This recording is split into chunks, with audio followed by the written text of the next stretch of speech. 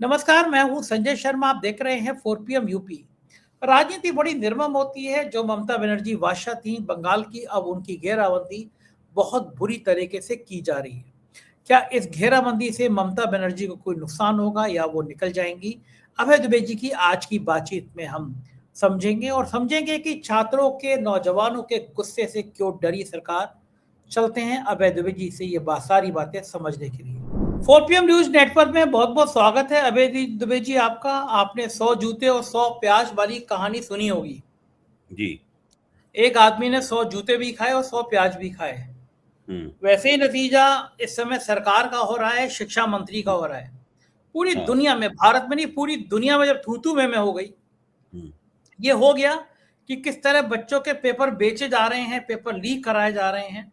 और समझ में आ गया सरकार को कि अब बच्चों की नाराजगी भारी पड़ जाएगी। तो अभी खबर आई है, सीबीएसई चेयरमैन और सेक्रेटरी को हटा दिया गया। ओएसएम की जांच के लिए कमेटी बनाई गई। आज री एवोल्यूशन पोर्टल पर साइबर अटैक हुआ।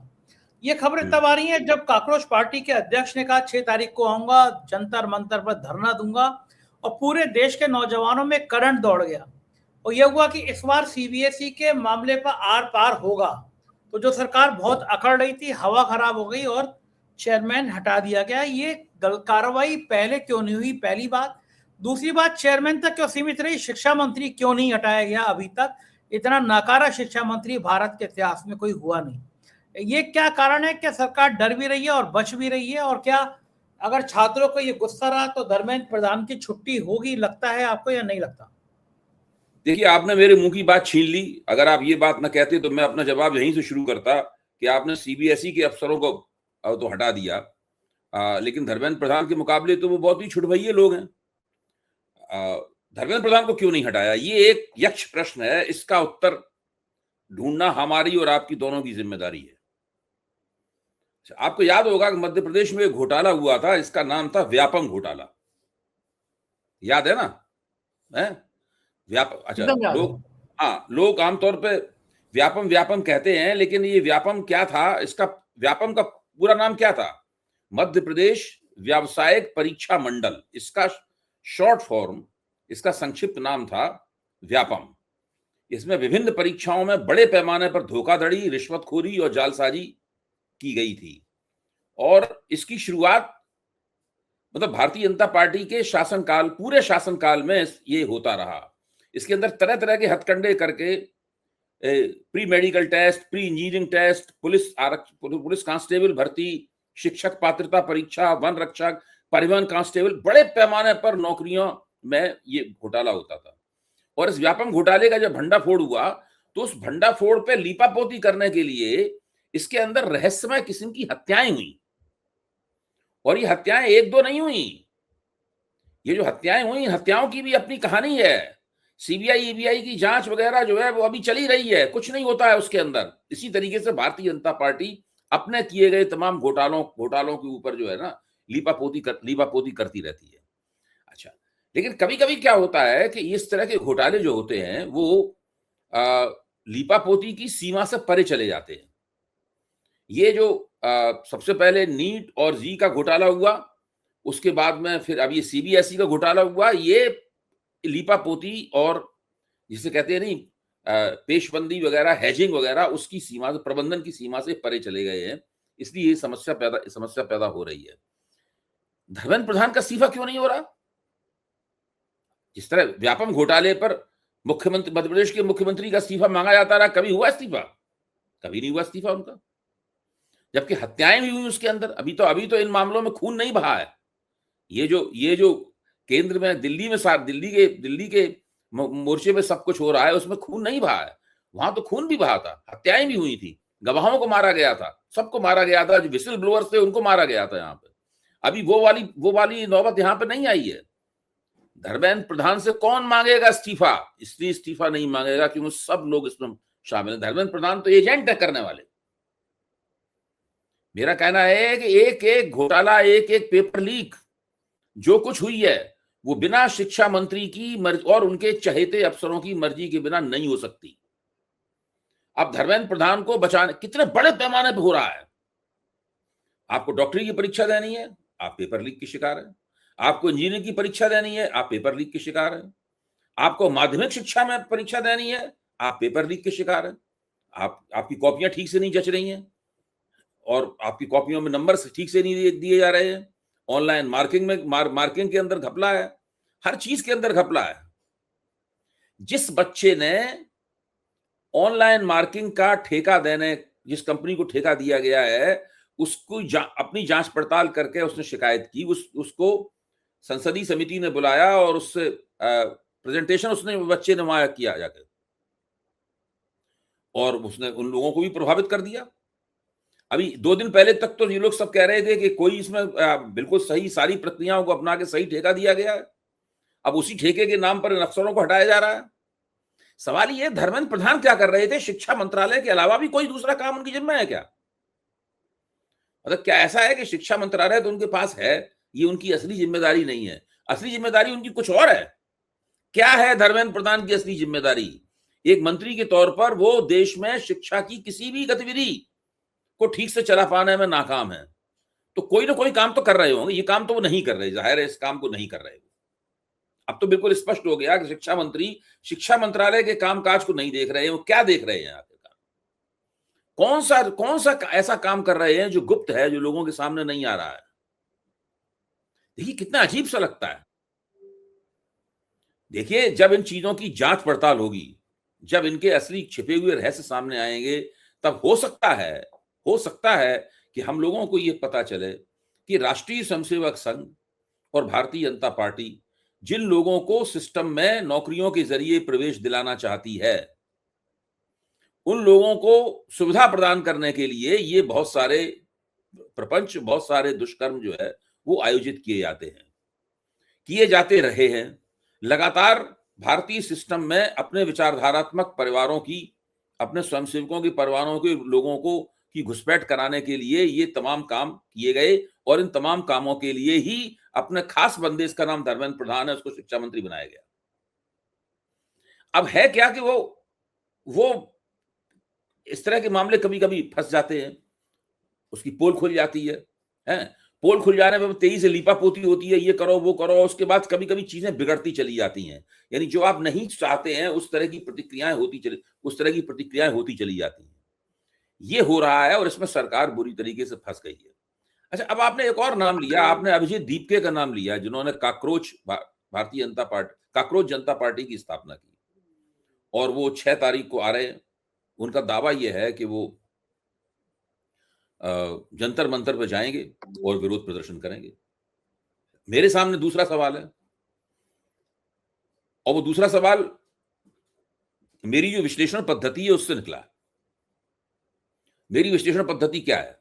मेरा कहना है कि अभिजीत दीपके ने जो सोशल मीडिया पर अपना अकाउंट बनाया और उसमें काकरोच जनता पार्टी की स्थापना की, उसका घोषणा पत्र जारी किया, उसके बाद उसमें 2.25 करोड़ लोग उससे जुड़ गए, एक तूफान आ गया। मैं इन 2.25 करोड़ लोगों को अलग रखता हूं। ये 2.25 करोड़ लोग मोदी सरकार की बदइंतजामी के खिलाफ जो नाराजगी है उसकी नुमाइंदगी कर रहे हैं। ये 2.25 करोड़ लोग उस थर्मामीटर का तापक्रम बता रहे हैं कि भाई इस वक्त राजनीतिक प्रणाली बीमार है, उसको बुखार चढ़ा हुआ है। लेकिन अभिजीत दीपके इससे अलग है। इसलिए अलग हैं कि वो अब सोशल मीडिया का फिनोमेना नहीं रह गए, सोशल मीडिया की परिघटना बनकर नहीं रह गए। अब वो जमीन पर उतरना चाहते हैं। वो जंतर मंतर पर जाकर एक राजनीतिक आंदोलन का नेतृत्व करना चाहते हैं। जंतर मंतर पर जाने का और क्या कारण है? अगर आपको सोशल मीडिया भी करना होता तो आप जंतर मंतर पर जाने की जरूरत तो ही ना है, और ना उसके लिए हिंदुस्तान आने की जरूरत है। वो हिंदुस्तान आने के लिए बहुत बेचैन थे। उनका कहना था कि हिंदुस्तान जाएंगे। उन्होंने ये भी कहा कि हमें जेल में डाल दिया जाएगा, लेकिन इस खतरे को उठा के वो आ रहे हैं हिंदुस्तान। अब 2 ही बातें हो सकती हैं। एक तो ये हो सकती है कि उनके कथनानुसार, उन्होंने जो पूर्व भविष्यवाणी की, उनके अनुसार हवाई अड्डे पे उतरते ही सरकार उनको दिल्ली में ना घुसने दे, पकड़ के ले जाए और जांच पड़ताल शुरू करे, क्योंकि सरकार को उनके ऊपर घोषित रूप से शक है कि ये प्रणाली को, व्यवस्था को अस्थिर करने के लिए ये पूरा काम कर रहे हैं। एक तो काम ये करे सरकार। दूसरा काम सरकार ये कर सकती है कि उनको छूट दे दे, ये सब ना करे, और वो आराम से वहां से चलते हुए नारेबाजी के साथ में जंतर मंतर पहुंचे, और जंतर मंतर पे एक भीड़ उनका इंतजार कर रही हो। 20,000 लोगों की भीड़ भी बहुत लगती है, ऐसा दिखाई पड़ेगा 2 लाख लोग जमा हो गए हैं, और 20-25 हजार लोग उनके लिए वहां पर जमा हो जाएं, और वो वहां पे अपना प्रदर्शन करें और उनकी नेतागिरी की स्थापना होनी शुरू हो। अब आप सोचिए, मैं उन 2.5 करोड़ लोग जो उनके पोर्टल के उनके साथ जुड़ गए थे, मैं उनको नहीं इसमें जोड़ रहा हूं। देखिए, उन्होंने हिंदुस्तान आने की घोषणा करने से पहले PTI, press trust of India को एक लंबा इंटरव्यू दिया। उस इंटरव्यू को आपने पढ़ा होगा, मैंने भी उस इंटरव्यू को पढ़ा। उस इंटरव्यू में वो भारतीय जनता पार्टी के ऊपर भी हमला करते हैं, लेकिन वो कांग्रेस पे भी हमला करते हैं, राहुल गांधी पे भी हमला करते हैं। अच्छा, बहुत सुरक्षित रूप से आप ये निष्कर्ष निकाल सकते हैं कि वो एक तीसरी ताकत के रूप में उभरना चाहते हैं। जैसे आम आदमी पार्टी एक जमाने में उभरी थी, एक जमाने में अभिजीत दीपके भी आम आदमी पार्टी में हुआ करते थे, उन्होंने खुद भी उन्होंने स्वीकारा है।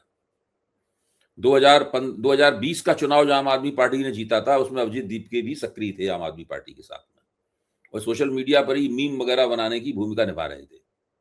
उसके बाद वो बॉस्टन चले गए और बॉस्टन में उन्होंने पढ़ाई की, और बॉस्टन यूनिवर्सिटी टाउन है, यहाँ तक कि वहां पढ़े लोगों को बॉस्टन ब्राह्मण्स के तौर पर भी जाना जाता है। तो मैं ये कह रहा हूं कि वो प्रतिष्ठित एक विश्वविद्यालय से पढ़ के आए हैं। अब ऐसी स्थिति में अगर वो हवाई अड्डे से बिना किसी बाधा के निकलकर जंतर मंतर तक आते हैं और वहां पर उपस्थित भीड़ को संबोधित करते हैं, उनका नेतृत्व करते हैं, एक स्थिति वो है। इस स्थिति की समीक्षा कैसे की जाएगी, कैसे डिकोड किया जाएगा? एक स्थिति ये है कि उनको वहां से पकड़ लिया जाता है और वहां पुलिस उनको ले जाती है, पूछताछ और जांच पड़ताल शुरू होती है, उसके लिए पुलिस को उनके खिलाफ एफआईआर लिखनी पड़ेगी। एक स्थिति वो है। अब अभिजीत दीपके के हीरो बनने के 2 तरीके हैं। एक, सोशल मीडिया पे तो हीरो बन गए वो, लेकिन सोशल मीडिया पे बना हीरो जमीन पे हीरो बनेगा कि नहीं बनेगा, ये प्रश्न है। और जिन लोगों को वो काक्रोच कहते हैं, यानी भारत के उत्पीड़ित नौजवान, भारत के सताए हुए नौजवान, भारत के वो नौजवान जिनके साथ वायदा खिलाफी की गई है, जो बेरोजगार हैं, जिनका भविष्य अंधकारमय है, जो छटपटा रहे हैं, जो अपने आप को काक्रोच कहते हैं गर्व के साथ, और काक्रोच के रूप में वो लोग प्रदर्शन भी करते हैं। उनमें से बहुत से लोग सड़क पर काक्रोच की तरह रेंग कर। प्रश्न ये है कि क्या अभिजीत दीपके उनके नेता बन पाएंगे? क्योंकि उनका नेता बनने का एक और व्यक्ति कोशिश कर रहा है, उसका नाम है राहुल गांधी। वो भी उनका नेता बनने की कोशिश कर रहा है, क्योंकि सोशल मीडिया पर तो राहुल गांधी राहुल गांधी के साथ कोई प्रतियोगिता नहीं है, लेकिन जब वो जमीन पर उतरेंगे तो राहुल गांधी की उनके साथ प्रतियोगिता होगी। तब हम लोग देख पाएंगे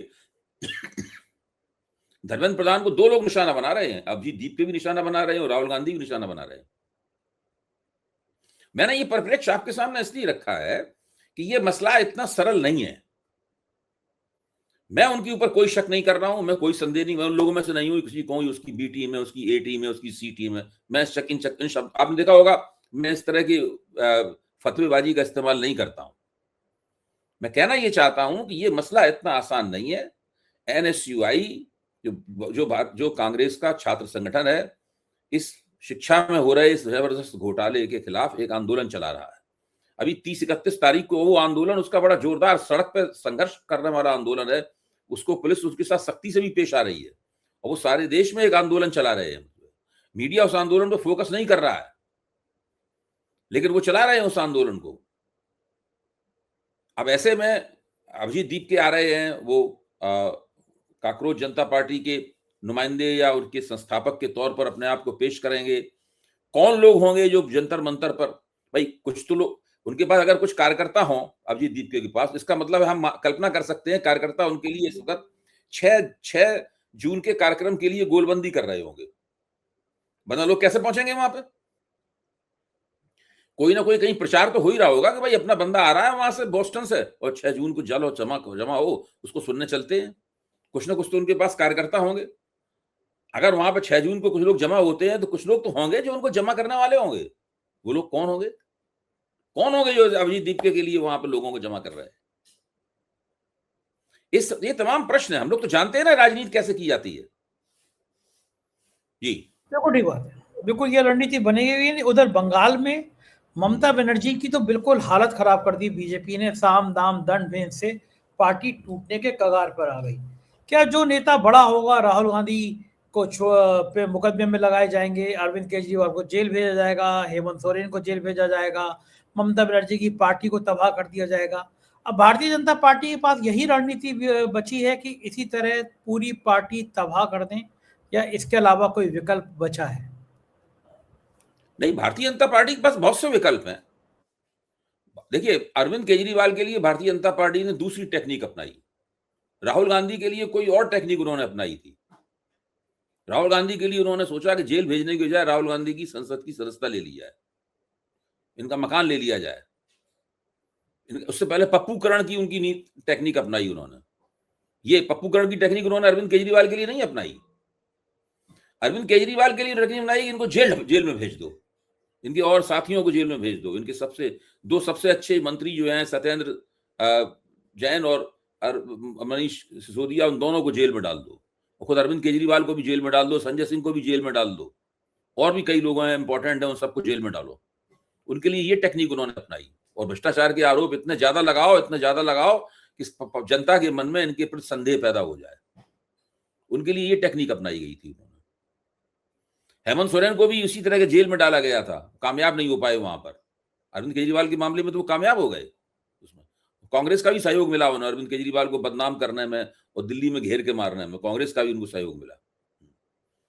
हम नहीं भूल सकते कि अरविंद केजरीवाल के खिलाफ उस फर्जी मुकदमे की पहली शिकायत एक कांग्रेसी नेता ने की थी, और उसके खिलाफ सीबीआई की जांच का आदेश बीजेपी द्वारा नियुक्त एलजी ने दिया था। लेकिन ममता बनर्जी के खिलाफ उनकी टेक्निक अलग तरह की टेक्निक है। वो बंगाल की राजनीति से निकली हुई टेक्निक है। बंगाल की राजनीति में ऐसा ही होता है। ममता बनर्जी के पास 80 विधायक हैं। 80 विधायकों का विधानमंडल दल बड़ा होता है थोड़ा साइज में, उसको तोड़ने में दिक्कत होती है, तो बीजेपी धीरे धीरे करके उसको तोड़ रही है। उनका जो संसदीय दल है उनका, उसको ज्यादा आसानी से तोड़ा जा सकता है।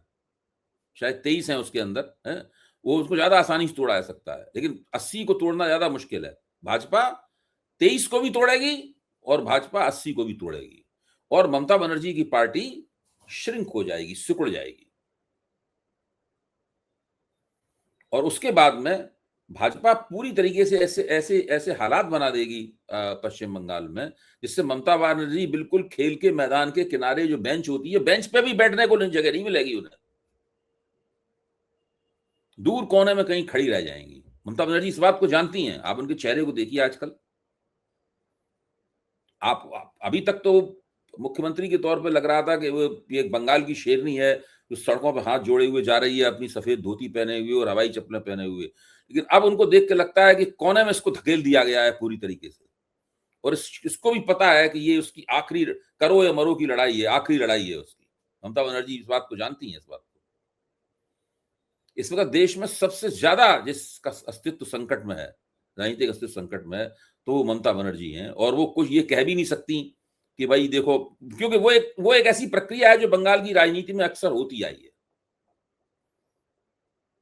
लेकिन विपक्षी नेता के तौर पर ममता बनर्जी, अगर केवल 80 विधायकों को देखा जाए तो कोई कमजोर बात नहीं है ये। भाई 80 विधायक जिस पार्टी के पास हैं, वो तो पार्टी कोई कमजोर पार्टी नहीं हुई।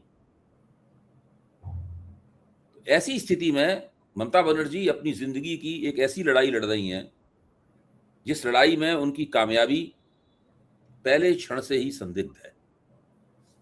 तकरीबन उनके विधायक दल के काफी बड़े हिस्से टूट चुके हैं। जिन लोगों को उन्होंने पार्टी से, दो लोगों को पार्टी से निकाला है, सबको तो पार्टी से खुद ही निकाल लेंगी तो पार्टी टूट जाएगी खुद ही। तो 2 लोगों को निकाला है, और साथ में ये भी कहा है कि और भी कई लोग बीजेपी के संपर्क में हैं। उन लोगों ने ऐलान कर दिया है कि वो पार्टी में एक स्प्लिट इंजीनियर करने के लिए जा रहे हैं। ये सब हम लोगों की आंखों के सामने घटित हो रहा है। गजब होती है राजनीति। अभिषेक बनर्जी के ऊपर जो हिंसा हुई है, वो हिंसा दरअसल एक मैसेज है, संदेश है। एक ये संदेश है कि जब अभिषेक बनर्जी को डंडों से और झाड़ुओं से पीट सकते हैं, और इतनी बुरी तरीके से पीट सकते हैं, जब अभिषेक बनर्जी को बंगाल के जो अभी महीने भर पहले जो लोग प्रधानमंत्री थे, सत्ता में थे, 15 साल सत्ता में थे, उनको बंगाल के अस्पतालों में, कलकत्ता के अस्पतालों में भर्ती करने से अस्पताल इनकार कर सकते हैं, तो आप समझ लीजिए कि जो आदमी बीजेपी के खिलाफ जाएगा और तृणमूल कांग्रेस के साथ खड़ा होगा, उसका क्या हश्र होगा। भाई ममता बनर्जी और अभिषेक बनर्जी से ज्यादा तो कोई मजबूत बड़ा ताकतवर आदमी है नहीं टीएमसी में। फिर उन्होंने कल्याण बनर्जी को भी मारा। ये दोनों जो है वो हैं, एक संदेश है सबके लिए, सब लोग समझ जाओ, ये हालत कर देंगे, मारेंगे भी, सांस नहीं लेने देंगे। ये बहुत खौफनाक है, लोकतंत्र के लिए बड़ा खतरनाक है। लेकिन अब तमिलनाडु में बीजेपी की चालें कामयाब नहीं हो रही हैं। तमिलनाडु की राजनीति एकदम टर्न हो गई, जो उम्मीदें थी साउथ से वो पूरी नहीं हो रही। उस पर आपका क्या कहना है? भाई देखिए, तमिलनाडु बीजेपी के लिए एक अजनबी जमीन है। तमिलनाडु में बीजेपी टटोल रही है कि कैसे ब्रेक थ्रू कैसे करें। केरल में भी टटोल रही है, बीजेपी नहीं कर पा रही ब्रेक थ्रू करने में। आंध्र प्रदेश से भी पीछे है। अब मान लो ये इनके साथ जुड़ गई है, 6 सीटें हैं बीजेपी के पास, लेकिन आंध्र प्रदेश में भी कोई बड़ा ब्रेक थ्रू करने का उसके पास नहीं है। दक्षिण भारत में कर्नाटक में बीजेपी की स्थिति कुछ ठीक है, वहां पर सत्ता की दावेदार है। और तेलंगाना में भी बीजेपी जो त्रिकोणात्मक संघर्ष है तेलंगाना में, राष्ट्र समिति, कांग्रेस और बीजेपी, ये त्रिकोण संघर्ष में बीजेपी वहां दौड़ रही है। इसके अलावा साउथ दक्षिण भारत की राजनीति से बीजेपी आमतौर पर बाहर है, वहां कांग्रेस ज्यादा मजबूत है बीजेपी के मुकाबले। और राहुल गांधी ने जिस तरह पिछले दिनों अपने पत्ते चले हैं, उससे भी स्पष्ट है कि वहां कांग्रेस ज्यादा मजबूत है। तो अब देखिए, अब पहले तो बीजेपी ने भाई अन्नामलई के जरिए उन्होंने एक बहुत आक्रामक किस्म की राजनीति की, आक्रामक हिंदुत्व की राजनीति की। फिर उनको लगा कि आक्रामक हिंदुत्व की राजनीति करने के चक्कर में द्रमुक से तो उनकी बनती है ही नहीं, अन्ना द्रमुक से भी उनका समझौता नहीं हो पाएगा। अन्ना द्रमुक समझौता करने के चक्कर में उन्होंने अन्नामलई को ढक्कन बना दिया, टिकट भी नहीं दिया। जो पार्टी का पिछले चुनाव में अध्यक्ष था उसको आपने टिकट भी नहीं दिया इस बार। अन्नामलई इससे नाराज हो गए, अब वो पार्टी छोड़ के जाना चाहते हैं। वो समझ गए हैं कि भारतीय जनता पार्टी उनकी जैसे जो राजनीतिक धारा उन्होंने बनाई थी उस धारा में अपनाने के लिए तैयार नहीं है, इसलिए वो अलग अपनी पार्टी बनाना चाहते हैं। और हो सकता है जल्दी ही, ज्यादा संभावना ऐसी बात की है कि वो अपनी अलग पार्टी बना लेंगे और भारतीय जनता पार्टी अकेली रह जाएगी। फिर भाजपा को अब तय करना है कि वो अन्ना द्रमुक के साथ कितनी दूर तक जा पाएगी या नहीं जा पाएगी, क्योंकि अन्ना द्रमुक का भी बंटवारा हो गया, वहां भी स्प्लिट हो गया है। उसके ज्यादातर लोग जो हैं वो विजय की नई पार्टी, सत्ताधारी पार्टी है टीवी के, उसके साथ चले गए। तो भाजपा को तमिलनाडु में अपनी राजनीति के ऊपर दोबारा सोचना पड़ेगा और दोबारा से मतलब पूरे अपना विन्यास दोबारा बनाना पड़ेगा। ठीक बात है। और हो चुका है। इस बीच में आपको लगता है कि विश्व गुरु की सेहत पर कोई असर पड़ेगा इन सब घटनाक्रम पे, या वो अपने चैन की नींद सोएंगे? छात्र नाराज हो, नौजवान नाराज होने, कोई फर्क नहीं पड़ेगा? विश्व गुरु का मानना यह है संजय जी कि ये सब होता रहता है, चुनाव जीतने की टेक्निक दूसरी है, चुनाव जीतने का हथकंडा दूसरा है। वो हम जीत लेंगे, ये सब चलता रहेगा। ये राष्ट्रव्यापी व्यापम चल रहा है, जो मध्य प्रदेश में व्यापम हुआ था वो राष्ट्रव्यापी व्यापम चल रहा है। उधर खाड़ी युद्ध में ईरान और अमेरिका के बीच में जबरदस्त जद्दोजहद चल रही है। उसमें डोनाल्ड ट्रंप ने नेतन्याहू को जबरदस्त गालियां दी हैं फोन करके, और गालियों का प्रचार भी किया कि हमने देखो उसको इतना डांटा। और मोदी जी इस बीच में फंसे हुए हैं ना, कोई चिंता नहीं है मोदी जी को। ये सही है, वो अपना बंदा सही है। बिल्कुल, बहुत बहुत शुक्रिया अभय जी। अपना बंदा सही है, वो मौज कर रहा है, वो मोर को दाना खिला रहा है और वो अपने अजीब तरीके से एक चट्टान पे वो कसरत कर रहा है। प्रधानमंत्री घर के आवास के पीछे वो अपने मस्त विदेश यात्राएं कर रहा है, विदेशी नेताओं से मिल रहा है, हो ही कर रहा है। बहुत बहुत शुक्रिया अभय जी, समय दिया आपने, बातचीत की। Thank you. ये थे अभय दुबे जी और आपने पूरी बातचीत सुनी। सोचिए कितना खराब है, छात्र नौजवानों के सपने किस तरह रौंद रही है सरकार। पेपर लीक पे लीक। काकरोच पार्टी जन्म लेती है तो उसको बुरी तरह से रौंद दिया जाता है, कभी उसका ये अकाउंट बंद, कभी वो अकाउंट बंद। पर क्या लोकतंत्र इससे रुक जाएगा? एक बड़ी शक्ति फिर खड़ी होती है। कैसी लगी बातचीत बताइएगा जरूर। शुक्रिया, थैंक यू।